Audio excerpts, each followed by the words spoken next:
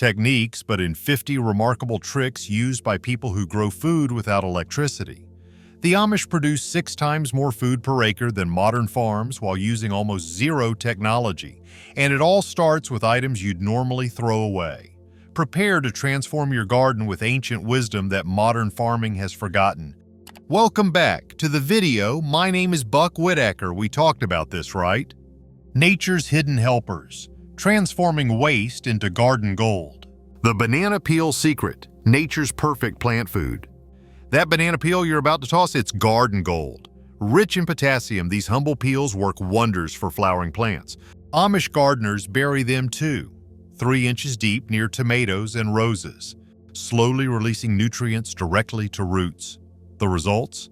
Tomatoes that put neighbors' crops to shame and roses producing twice as many blooms. Sumsa dry and crush peels into powder for winter storage, transforming breakfast scraps into free fertilizer. Coffee grounds plant. Caffeine, morning boost for your garden. Plants love a caffeine boost too. Amish communities collect used coffee grounds that would otherwise be discarded. These grounds benefit acid-loving plants like blueberries and azaleas while improving soil texture. They even deter slugs and snails who hate crawling across the rough surface. For hydrangeas, coffee grounds intensify blue blooms by increasing soil acidity, nature's free color enhancer. The cardboard trick, nature's weed barrier. Those cardboard boxes headed for recycling, they're your secret weapon against weeds. Amish gardeners lay cardboard directly on garden paths or around plants, topping with thin mulch. It blocks sunlight completely, killing existing weeds while retaining moisture. Earthworms love the environment beneath, quickly breaking down cardboard and enriching soil with carbon, a weed barrier that improves your garden as it disappears. Fireplace ash distribution, winter's gift to summer gardens. Winter's wood ashes contain potassium and calcium your garden craves. A light dusting works wonders for calcium-deficient tomatoes, while apple trees develop stronger, tastier fruit. Caution needed though, ash's alkaline nature harms acid-loving plants like blueberries. This perfect cycle, from tree to fire to ash to soil to new growth, embodies the Amish approach. Nothing wasted, everything purposeful. Build living soil that works for you. Amish-style compost layering, the no-turn lasagna method. Mention composting to most gardeners and they'll describe a labor-intensive process of turning piles with pitchforks. The Amish approach? Much simpler. They've perfected the lasagna method, a no-turn composting system that transforms kitchen scraps and yard waste into black gold with almost zero effort. Instead of creating one large pile that requires turning, Amish gardeners build their compost in flat, horizontal layers. They alternate green, nitrogen-rich materials, kitchen scraps, fresh grass clippings, with brown, carbon-rich materials. Hugelkultur beds, how buried wood creates garden magic. Buried wood creates garden magic in this traditional technique, gaining popularity beyond Amish communities. Hugelkultur beds transform fallen tree limbs and logs into self-fertilizing, water-conserving garden beds that improve yearly without additional inputs. The construction is straightforward. Dig a trench, fill with logs and branches, add kitchen scraps and manure, then top with soil. As wood slowly decomposes underground, it acts like a sponge holding moisture for weeks during dry periods. The decomposition also releases nutrients gradually over many years, eliminating the need for regular fertilizing. During a brutal 3-week heat wave with no rainfall, my hugelkultur experiment remained moist enough to keep plants thriving without supplemental watering, while traditional beds required daily moisture. Many Amish gardeners incorporate this method into steep or difficult growing areas where traditional gardening would be challenging. Mulch mastery. Finding free garden protection everywhere. Free garden mulch is everywhere if you know where to look. Amish gardens remain productive even during droughts thanks to their mastery of mulching with materials most people overlook. Fall leaves, chopped straw, grass clippings, and even shredded newspaper make excellent mulch that costs absolutely nothing. Applied in a 3-inch layer around plants, these materials dramatically reduce watering needs by preventing evaporation from the soil surface. Research from drought-prone areas shows properly mulched gardens produce up to 31% more food with the same amount of water. Beyond water conservation, mulch suppresses weeds, regulates soil temperature, and gradually breaks down to feed the soil. No store-bought fertilizer needed. Never leave soil bare, the cover crop revolution. Traditional Amish farmers understand this principle deeply. Never leave garden beds exposed to the elements after harvest. Instead, they immediately plant cover crops like clover, rye, or buckwheat to protect and improve soil during off-seasons. These protective plants serve multiple purposes. Their roots hold soil in place, preventing erosion during heavy rains. Their leaves shade the ground, suppressing weeds that would otherwise take over. Most importantly, they return organic matter to the soil when turned under before the next planting season. Winter rye is particularly effective with remarkable soil-improving properties. When planted in fall, it develops extensive root systems that break up compacted soil. By spring, previously hard clay soil often transforms into crumbly, workable earth with increased earthworm activity.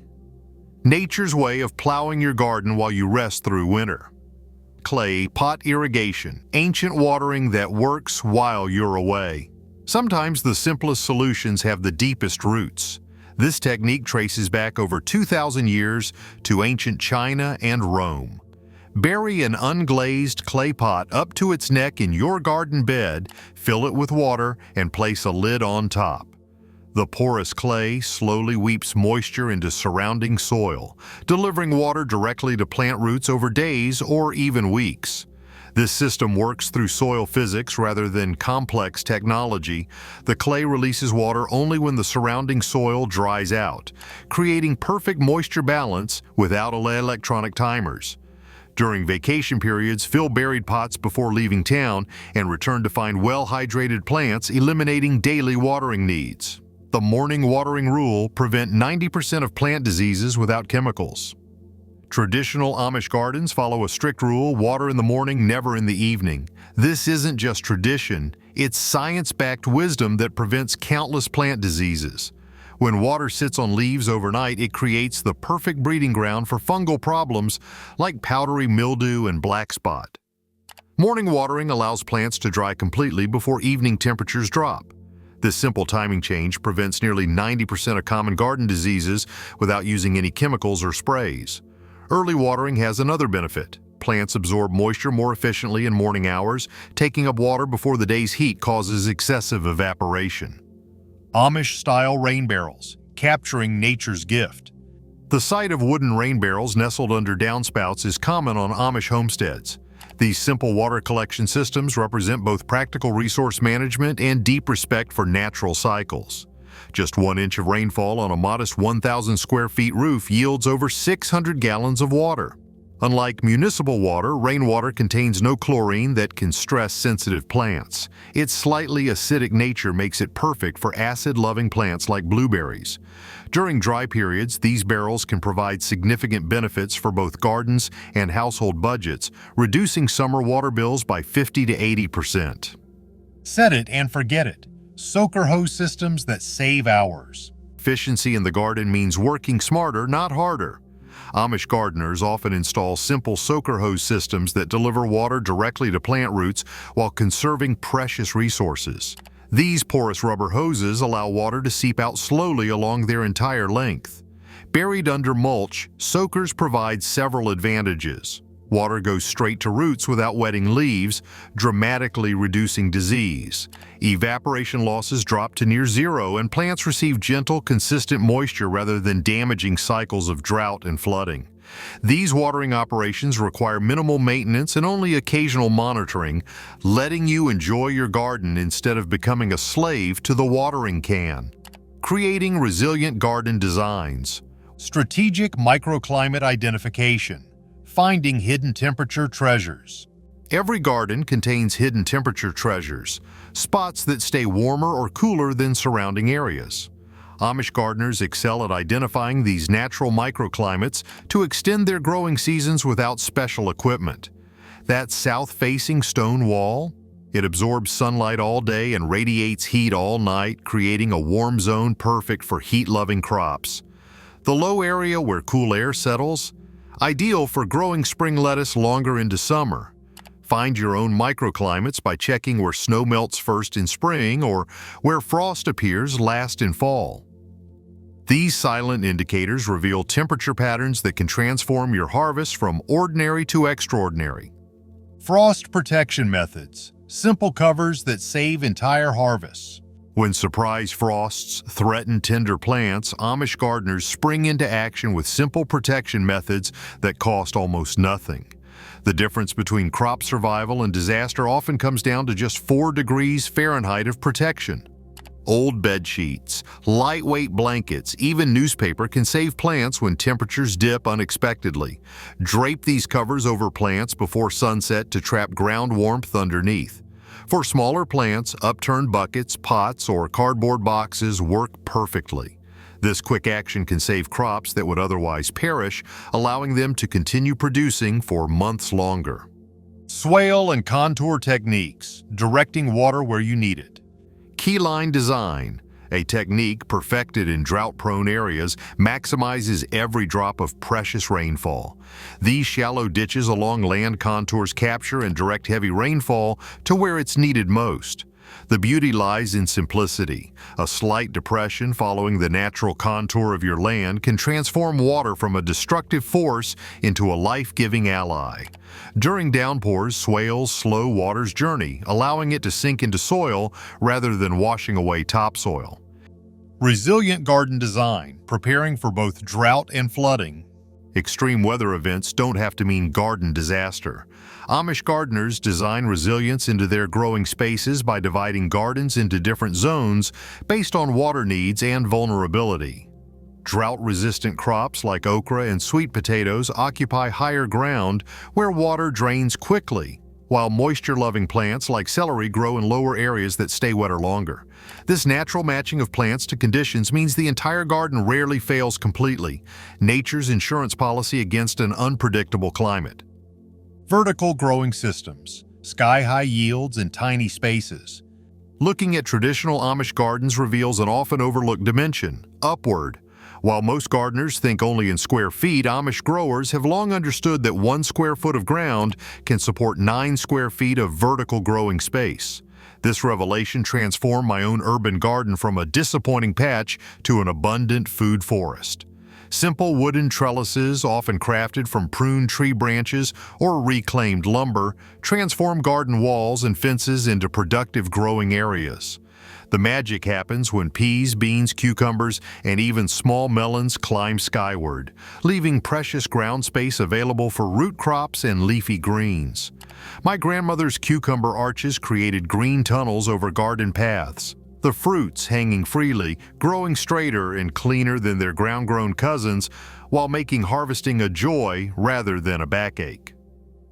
The potato tire method, abundance stacked to the sky. Impossible!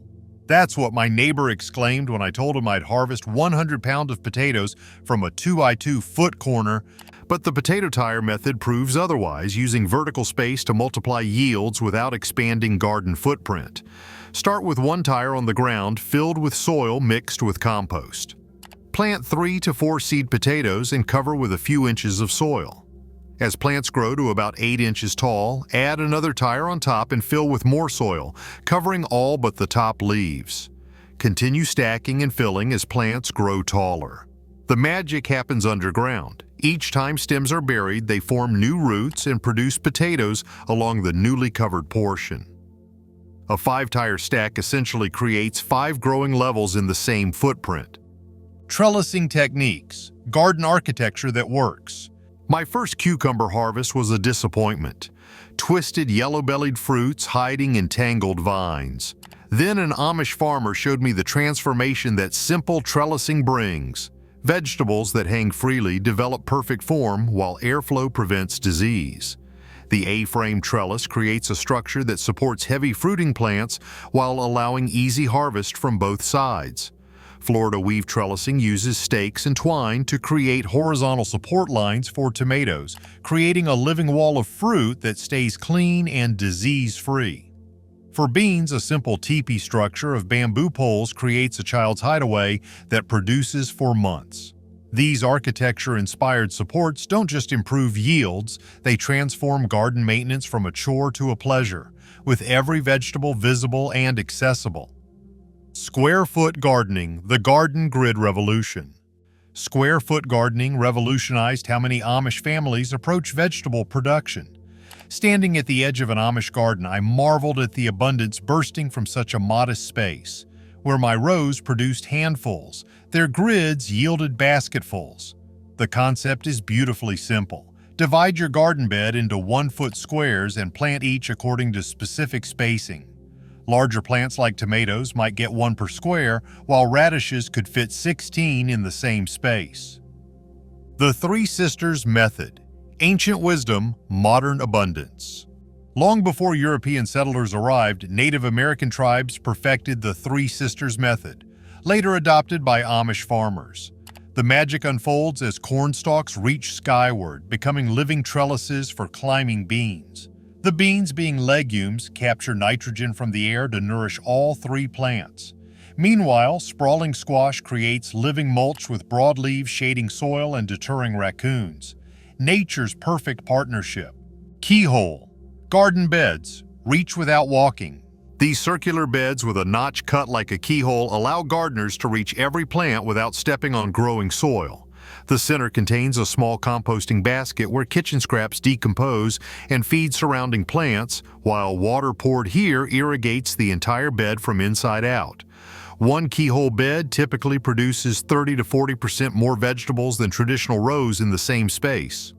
Herb spirals, a world of flavors in one glance. Space-saving ingenuity reaches artistic levels in the herb spiral, a garden feature common among Amish gardeners. This beautiful spiraling mound creates multiple microclimates based on height and direction.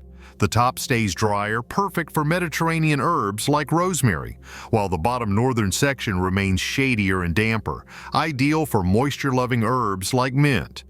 20 feet of conventional herb row fits in a 5-foot diameter spiral. Cold frames from reclaimed windows, winter's barriers broken. Broken old windows find new purpose in Amish communities as magical portals to growing seasons that shouldn't exist. These simple structures capture solar energy during day and release it slowly at night, creating spring-like havens while snow blankets the world outside. I watched in awe as my neighbor harvested fresh lettuce in January from what looked like an ordinary glass box.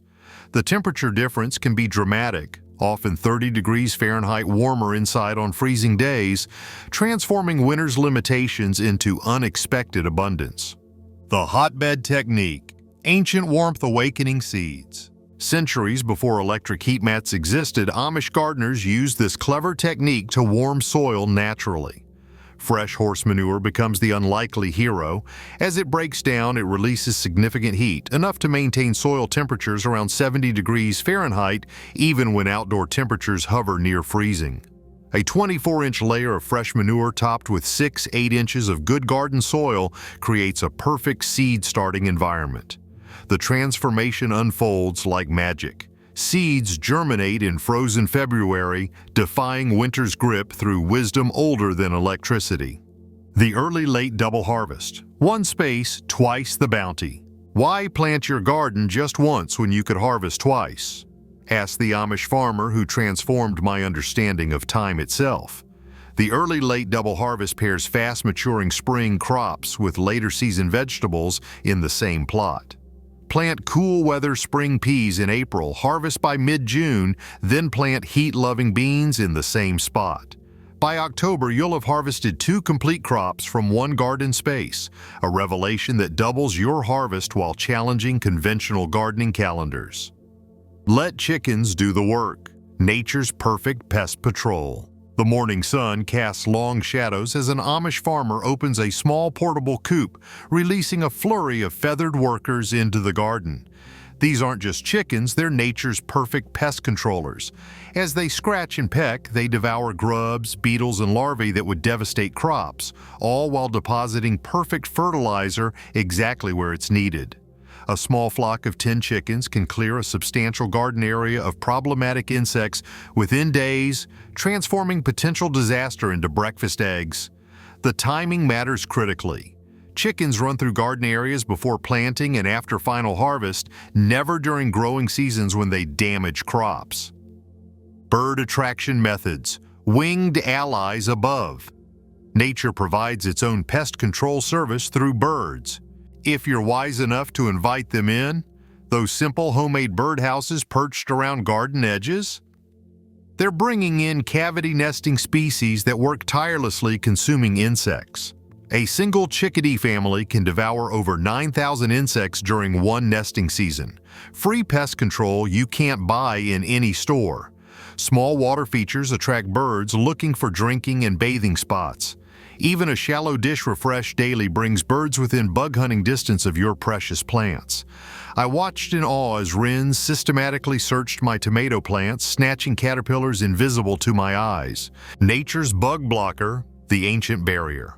The fine white powder scattered around prized plants isn't some modern chemical, it's diatomaceous earth made from fossilized aquatic organisms that feels like talcum powder to human touch, but functions like thousands of microscopic razor blades to insects with exoskeletons.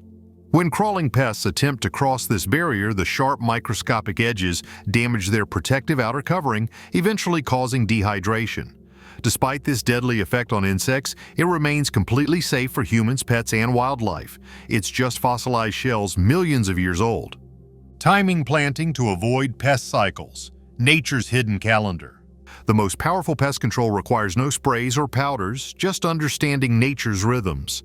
By planting certain crops just 1 week earlier or later than usual, Amish gardeners completely avoid major pest problems that plague their neighbors. Bean beetles emerge in mid-June in many areas. Plant your beans in early May and they'll develop tough leaves beetles find less appetizing before the pests arrive. Alternatively, delay planting until early July after the beetles have laid their eggs elsewhere. The same beans, same garden, same season, but timing makes all the difference between harvest and heartbreak. Plant marigolds, like you mean it, nature's vibrant defenders. Those bright orange and yellow marigolds aren't just decorative borders in Amish gardens, they're working plants with serious purpose. Their roots release compounds that repel nematodes, while their strong scent confuses aphids and beetles searching for your precious vegetables. I watched in awe as a Colorado potato beetle halted at the marigold border, turned and retreated, a tiny moment of garden magic that transformed my understanding of protection. Garlic spray formula. Ancient defense in a bottle. Skip toxic chemicals and embrace this centuries-old solution instead. 4 crushed garlic cloves soaked in mineral oil overnight, strained and mixed with mild soap and water, creates a spray that overwhelms the smell receptors insects use to find their favorite plants. When they can't smell their dinner, they simply move on, leaving your garden untouched while sparing beneficial insects. Companion planting strategies. Friendship gardens. Plants, like people, thrive better with the right neighbors, whispered an Amish gardener as she nestled basil between tomato plants. This wasn't just folklore. The basil's aroma genuinely confused tomato hornworms while improving tomato flavor. Nasturtiums attract aphids away from valuable crops, carrots enhance pea growth, and onions protect carrots from flies. These plant partnerships create a living harmony where each strengthens the other. Strategic sunflower placement, towering guardians. The tall, cheerful flowers brightening Amish farms serve profound purposes beyond beauty. Plant sunflowers on your garden's north side and they'll cast afternoon shade on heat-sensitive lettuce and spinach, extending harvest weeks longer into summer. Their abundant pollen and nectar attract an army of beneficial insects. Bees, butterflies, and predatory wasps that stay to protect your entire garden. One summer, I watched amazed as tomato plants near sunflowers produced 27% more fruit than isolated ones, revealing the quiet power of these towering guardians. Plant marigolds, like you mean it, nature's vibrant defenders. The morning sun catches golden petals, transforming ordinary marigolds into sentinels of protection. In that moment, I witnessed the impossible. A Colorado potato beetle approaching my precious tomatoes suddenly halted at the marigold border, confused by invisible compounds these flowers release into the soil.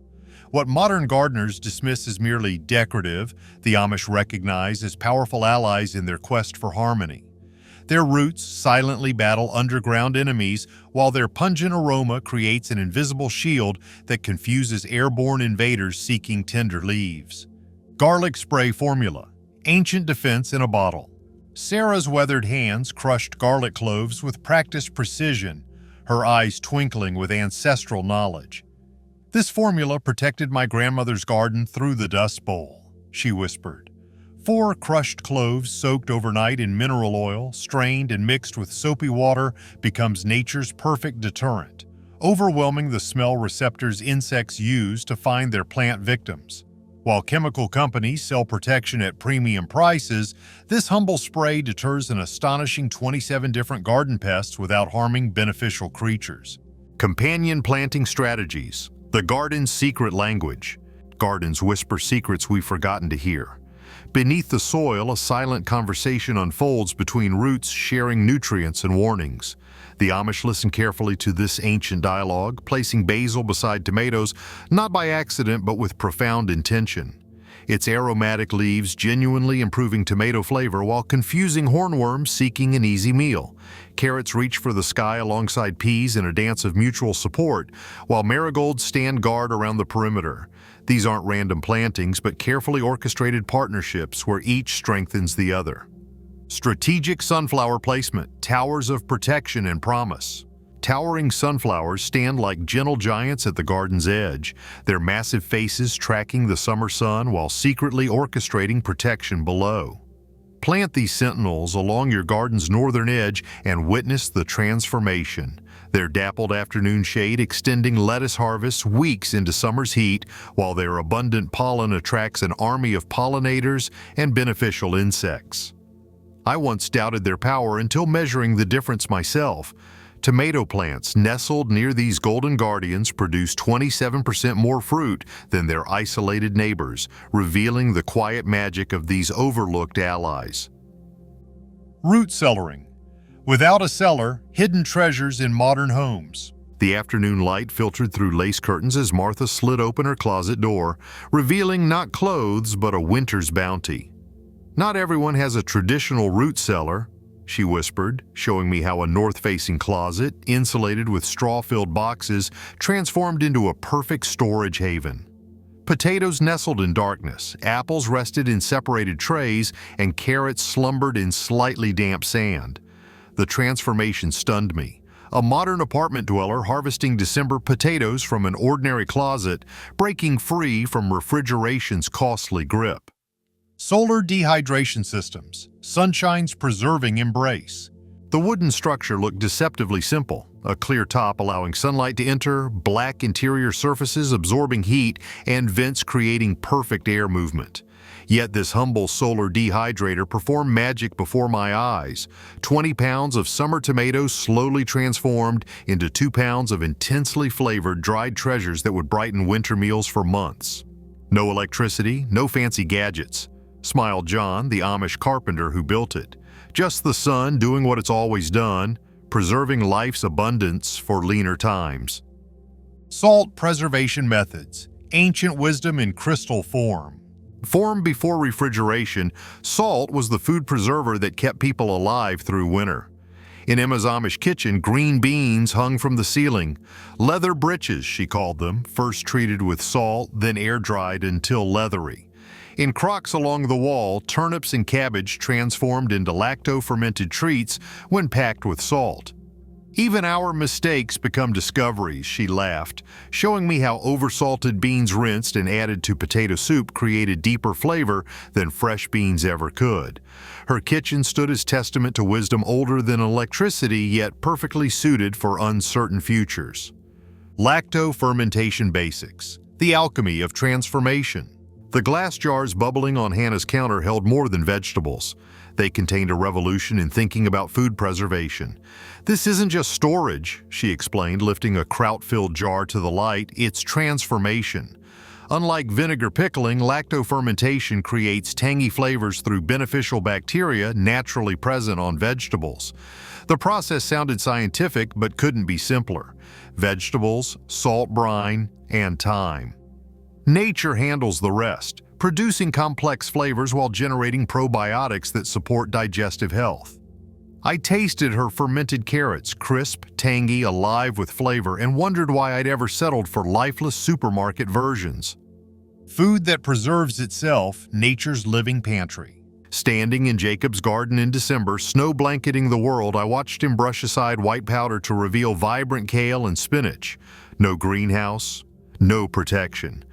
Plant the right things in the right places, he smiled, and winter becomes another growing season.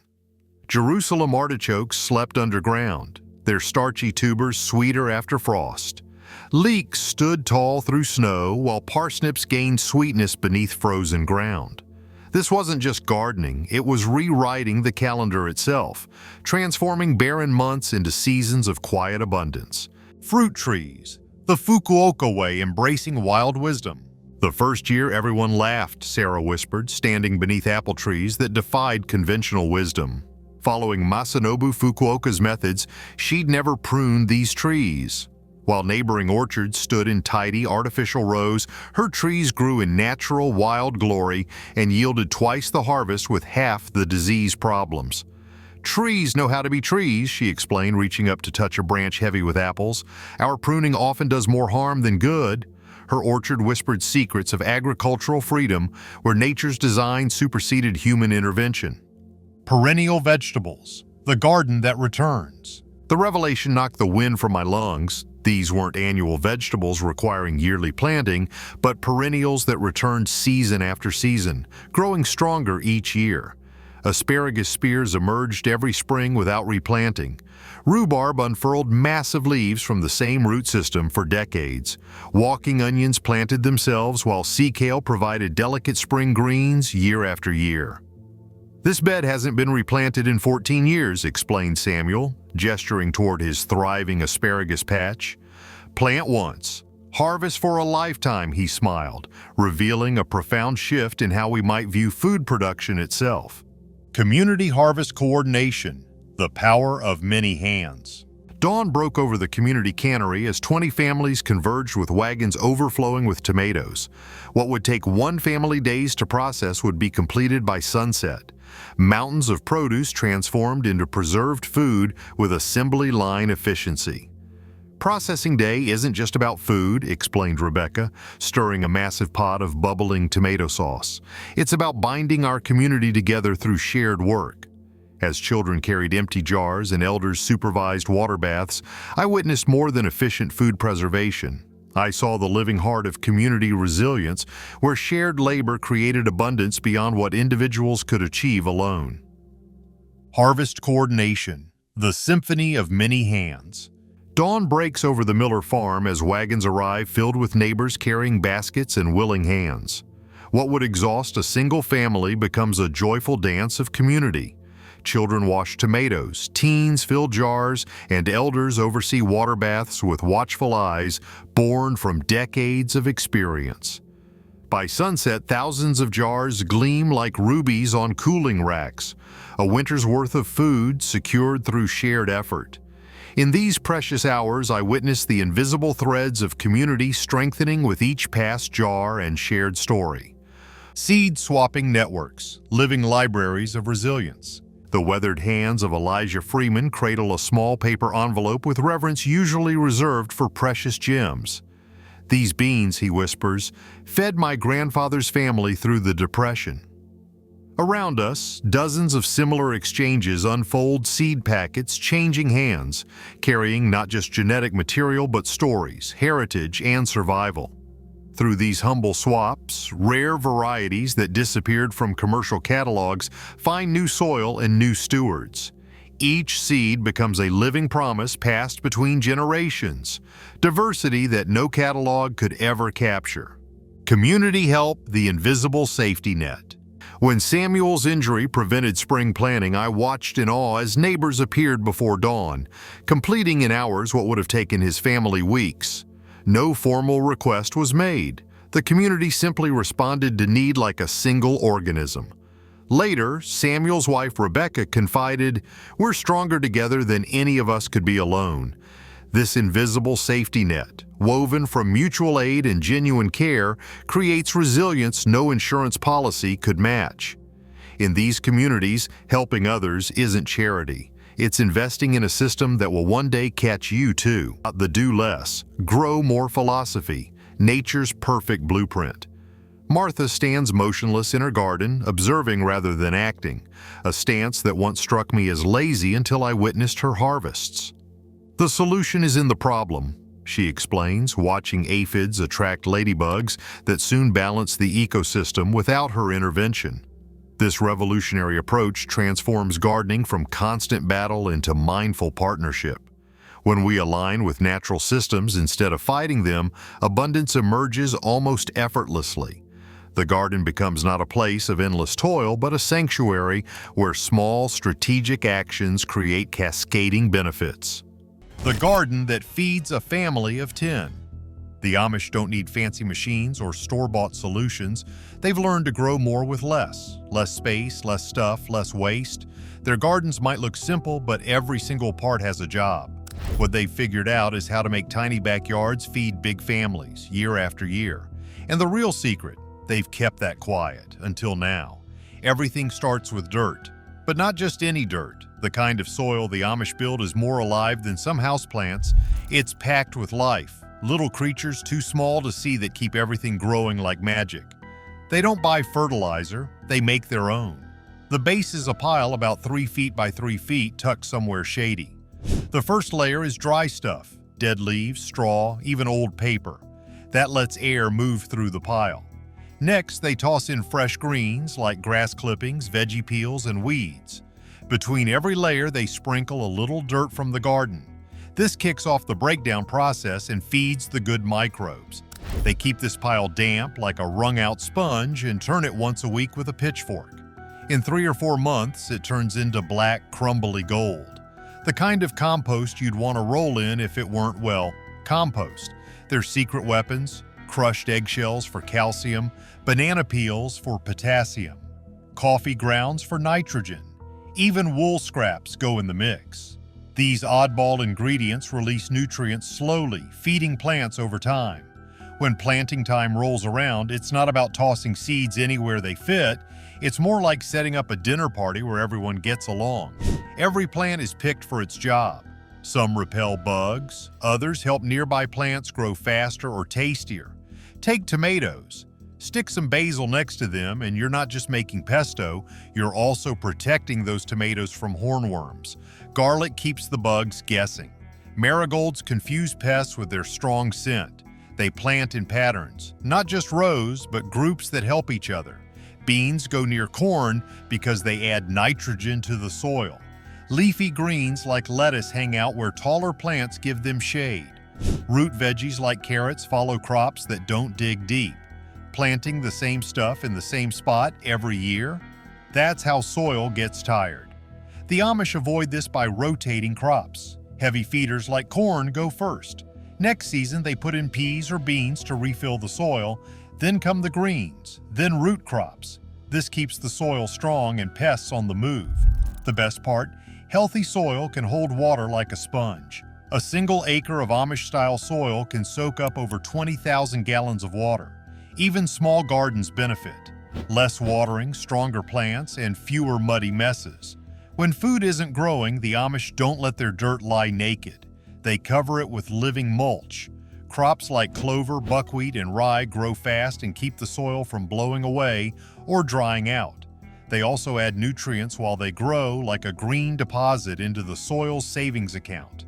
Manure has to sit for at least 6 months before it's ready. Fresh manure is too strong and can burn plants. Compost tea is made by soaking mature compost in water for a few days. The result? A nutrient-packed brew plants love. Fish emulsion sounds odd, but it's packed with what veggies crave. Just a little mixed into water gives plants a real boost. These natural fertilizers build the kind of soil that grows plants like nobody's business. Bugs don't stand a chance if the garden is planned right.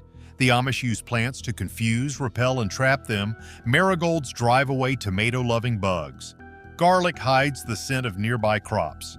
Lavender repels moths while attracting bees. Even better, they attract the good bugs. Ladybugs eat aphids. Praying mantises snack on pretty much anything that crawls. Tiny wasps hunt garden pests. All these insects get invited by planting flowers and herbs that give them a place to live. Every morning they go on pest patrol. No sprays, no traps, just a quick look under leaves and between stems. If they spot trouble, it's plucked off and dropped into a bucket of soapy water. Direct, simple, and it works. Let me show you how the Amish grow tons of food without needing a big farm.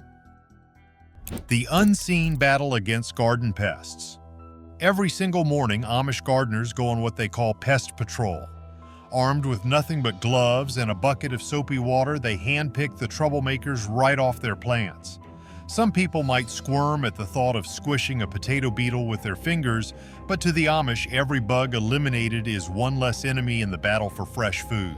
Forget chemicals. These folks take matters into their own hands, literally. It's old school, it's gritty, and it works better than you'd think. And if that wasn't enough, they've got another ace up their sleeve: natural predators. Instead of fighting nature, they make it work for them. They plant beneficial highways, strips of native flowers and herbs that bring in garden-friendly insects like ladybugs and praying mantises. A single ladybug can eat thousands of aphids in its lifetime. Try getting results like that from a spray bottle. The Amish even leave small brush piles near their gardens, giving shelter to toads and garden snakes. Toads alone can devour tens of thousands of insects in a single season. See a toad in your garden? The Amish say you should tip your hat. It's working harder than you are. Birds also play a huge role. Just a shallow dish of water with a few stones can attract insect-hungry birds that provide free pest control. And here's a fun fact. If birds suddenly go quiet, it means a hawk is around keeping rabbits and rodents in check. Their methods are so effective that their crop losses to pests are often less than 10%, sometimes even better than gardens doused in chemicals. And while synthetic pesticides break down soil over time, Amish gardens only get stronger every year. But pest control is just one piece of the whole thing. The Amish have also mastered the art of growing an insane amount of food in tiny spaces. Most people think of sprawling fields when they imagine Amish farming, but some of their most productive spaces are actually modest greenhouses. These aren't high-tech glass palaces, they're simple, practical structures designed for efficiency. A typical Amish greenhouse might be only 12 by 20 feet, yet it churns out food like a full-sized farm. How? It's all about smart design. While most gardeners get 1 or 2 harvests per year, Amish greenhouses can pump out up to 4 full cycles of crops annually. That's fresh tomatoes all year round instead of just a few months. And here's the kicker: they don't even need artificial heating. Instead, they use something called passive solar heating. The north wall of the greenhouse is made of dark-colored stone or concrete, which absorbs heat during the day and slowly releases it at night. This keeps the temperature up to 15 degrees warmer than outside, even in the dead of winter. But wait, it gets better. For even more warmth, they use what's known as the manure method. Fresh horse manure layered with straw in deep trenches creates heat as it decomposes. One wheelbarrow of manure can keep 100 square feet warm for 2 whole months. It's a heating system that fuels itself, and the Amish have been using it for generations. And that's not even the only trick in their playbook. The layout inside an Amish greenhouse is a masterpiece of efficiency. Tall plants like tomatoes grow along the back wall so they don't shade out shorter crops. Medium-height plants take up the middle space, and low-growing greens thrive in the sunny front. Every inch is put to use. Herbs and strawberries even hang in containers between rows. Airflow is managed through simple roll-up sides and roof vents using pulleys instead of electricity. The goal? Let the greenhouse breathe naturally. The Amish say it should be as steady as a sleeping baby. Watering is another genius setup. Rainwater collected from the roof fills barrels inside the greenhouse, storing water for later use while also acting as a natural temperature stabilizer. These barrels warm up during the day and slowly release heat overnight, keeping the greenhouse cozy. Another trick? Dark painted water jugs placed between plants absorb sunlight and create tiny warm zones for delicate crops. Every little detail adds up to a self-sustaining system that's low maintenance and high yield.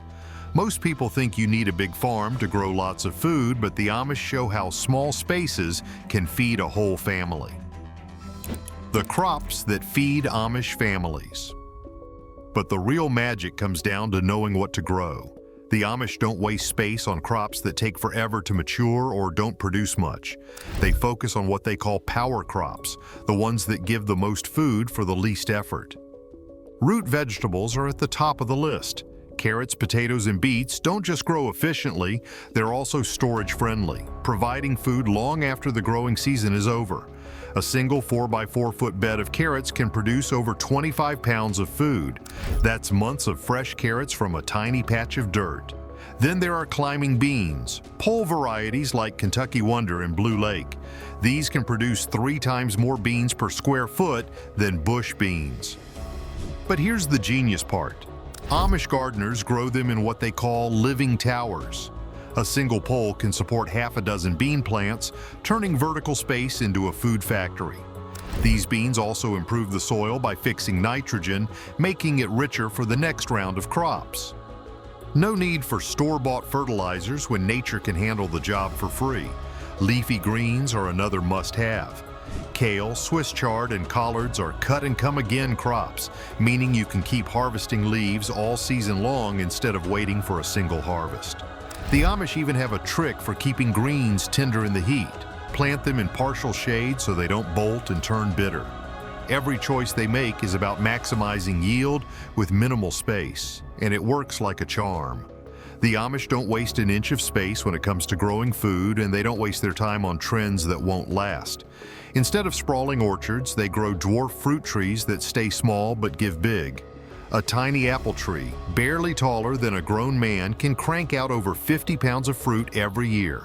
They also stick with self-pollinating varieties like North Pole apples, meaning they don't need an army of trees to get results.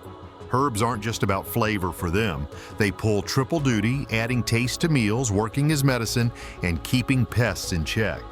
While modern gardeners chase after the next big thing, the Amish let nature do some of the work.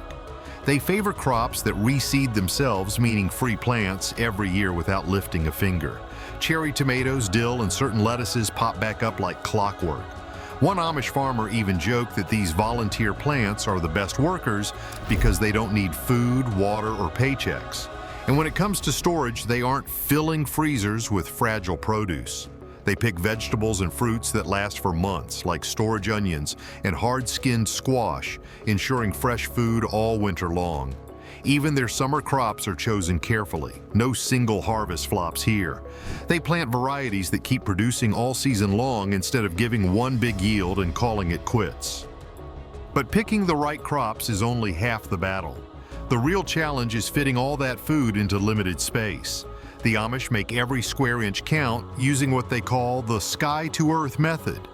They don't just grow on the ground, they go up, down, and all around. Trellises aren't just decorative, they're essential. Using cattle panels, wooden branches, and twine, they create walls of food. One simple panel, standing about as tall as a basketball hoop, can hold over 60 pounds of vegetables. And it's not just beans and peas climbing these structures.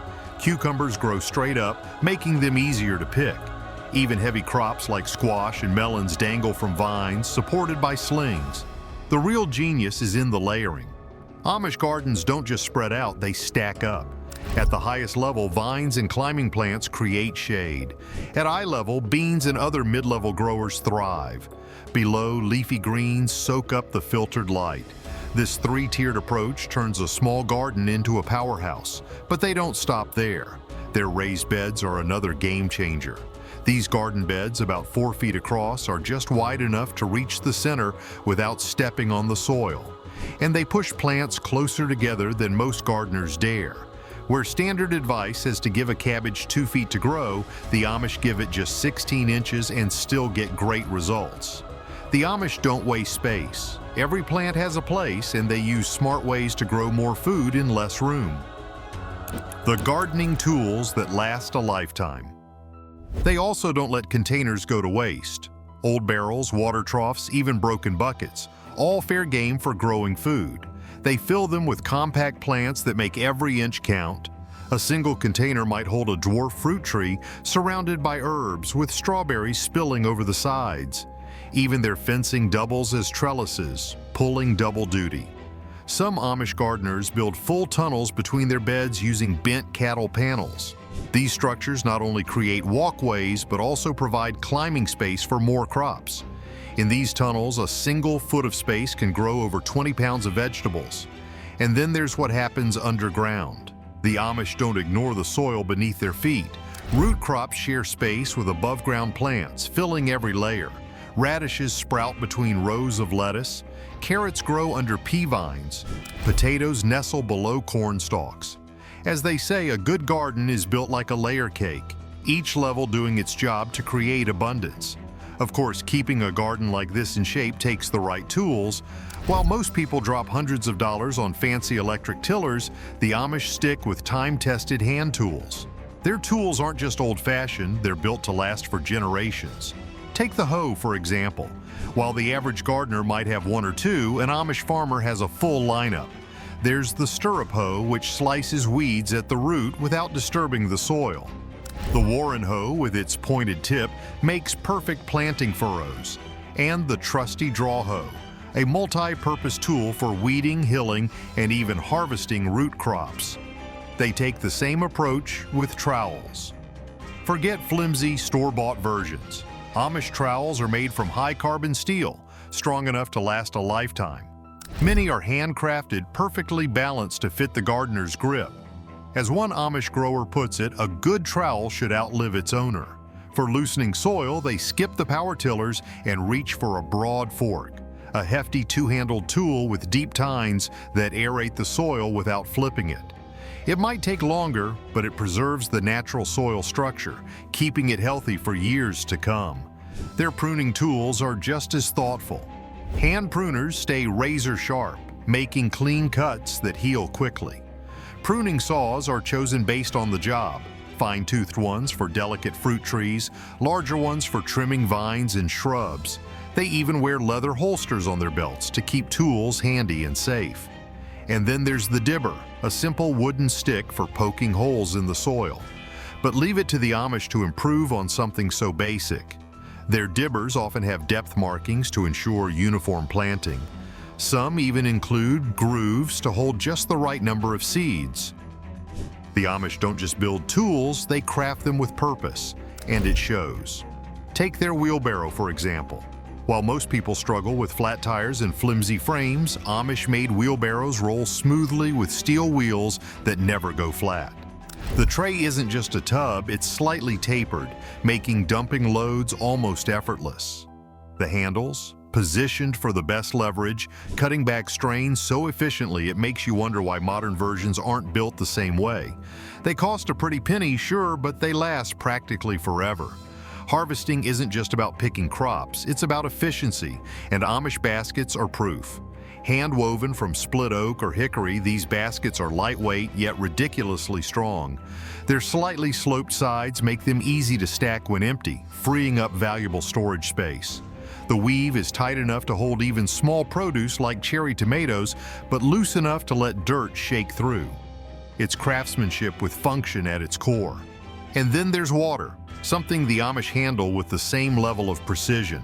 Modern watering cans can be clunky, but theirs, perfectly balanced to reduce wrist strain and designed to deliver gentle streams that won't crush delicate seedlings. Even their rain gauges are works of art, often handmade from recycled glass and marked with precise measurements to track rainfall over the season. Nothing is left to chance. But here's the real kicker: their tool maintenance. It's not just a habit, it's a ritual. Every tool gets cleaned and oiled after use, edges stay sharp, and wooden handles get regular linseed oil treatments to prevent splitting. To them, a well-maintained tool is like a well-trained horse, responsive, reliable, and a joy to work with. Growing food is one thing, but keeping it alive through dry, hot days is where the Amish really know what they're doing. Why Amish gardens stay green in a drought. Of course, all the best tools in the world won't help if you waste water. The average American garden drinks up to 3,000 gallons per month in growing season. Amish gardens, less than half that, and they still grow more. It's not about rationing, it's about making every drop count. Their water strategy starts with rain collection, where multiple barrels capture runoff from every available surface. But these aren't just barrels sitting in a yard, they're linked in an intelligent system, complete with a first flush diverter that filters out dust and debris before water even reaches the storage tanks. Overflow pipes ensure that no rainwater is wasted, storing hundreds of gallons from a single storm. Their irrigation is just as smart. Instead of relying on expensive plastic drip lines, they use clay-olas, unglazed ceramic pots buried near plant roots. These release water slowly, delivering moisture exactly where it's needed while cutting evaporation loss by 70%. One ola can keep a 3-foot radius hydrated for days without refilling. It's low-tech, but it works better than anything you'd buy in a garden store. Mulching plays a huge role in their water conservation strategy, but here's where they flip the script. Instead of using store-bought mulch, they create living mulch systems. Fast-growing, shallow-rooted plants like purslane and creeping thyme cover the soil between crops, locking in moisture, suppressing weeds, and even providing additional food. It's a 3-for-1 solution that modern gardens could seriously learn from. Hand watering? There's a method for that too. Instead of daily, shallow watering, they water deeply just once or twice a week. This forces roots to grow downward, making plants more drought-resistant. Their watering cans often have special rose heads designed to deliver gentle, soil-friendly streams. Some even modify their cans with different spray patterns. Fine mist for seedlings, stronger streams for established plants. Every decision is deliberate. Timing is everything. The Amish water early in the morning before the sun gets too strong, allowing leaves to dry before nightfall and reducing disease risk. They also use what they call prophetic watering, giving plants extra deep drinks when the weather hints at a dry spell ahead. It's a combination of experience and foresight that keeps their gardens thriving when others struggle. And then there's the hidden trick beneath their raised beds: buried water reservoirs. Layers of composted wood materials act like natural sponges, soaking up moisture and slowly releasing it over time. Just 1 cubic foot of this material can hold over 1.5 gallons of water, creating a backup supply for when the soil dries out. It's like nature's version of drip irrigation, only without the plastic tubing and maintenance headaches. Water waste? Not in an Amish garden. Household gray water, like the water from washing vegetables or rinsing dishes, is carefully collected and used on ornamental plants and fruit trees. They even plant water-loving crops like elderberries and raspberries where they can naturally catch runoff. Every drop is used wisely. But perhaps their most genius move is the keyhole garden. Picture a circular raised bed with a central compost tower. Watering the compost tower filters nutrients straight into the surrounding soil, creating a self-sustaining irrigation system. This method cuts water use by up to 80% compared to traditional gardening, proving once again that the simplest ideas are often the smartest. Even garden layout plays into their drought planning. They group plants by water needs, placing drought-tolerant species as protective barriers around thirstier crops. When dry spells hit, they get extra creative, using slow-release methods like placing small cups or bottles with tiny holes near plant bases for gradual watering. Every plant gets exactly what it needs, nothing more, nothing less. And here's something modern agriculture completely overlooks: the role of pollinators. The Amish don't just think about water, they think about the creatures that help their crops thrive. Their water features attract bees, butterflies, and other beneficial insects, ensuring their plants get properly pollinated. While commercial farms rely on rented honeybee colonies, Amish gardens sustain native pollinators year-round. They don't just plant flowers because they're pretty, they strategically design pollinator-friendly areas that bloom continuously from early spring through late fall. Their gardens hum with life, and it pays off in bountiful harvests. Spring kicks off with flowers like crocus and winter aconite, calling in the first bees of the year. Later, asters and goldenrod take over, making sure pollinators stay busy before winter sets in. The Amish know exactly how to keep these tiny workers around, offering a steady supply of blooms rather than leaving them to wander elsewhere. Mason bees are among their favorites, with just a handful of them doing the job of hundreds of honeybees. Instead of fancy store-bought hives, they build simple shelters using hollow reeds or drilled wooden blocks, placing them in sunlit spots safe from rain. Butterflies also get their fair share of attention. The Amish plant flowers like zinnias and cosmos, which serve as perfect landing pads for these delicate creatures. They even go the extra mile by keeping small mud puddles around. Because yes, butterflies actually need minerals from damp soil for reproduction. Flat stones are placed nearby to soak up the sun, giving butterflies a warm spot to rest. But none of this happens randomly. The Amish follow a carefully planned stepping stone layout, ensuring there's never more than 20 feet between flower patches. This way, bees and butterflies can travel safely across the entire garden. Are the Amish truly holding the ultimate key to survival, or have modern farming methods blinded us to a simpler, better way? Tell us what you think, and remember to like and subscribe for more.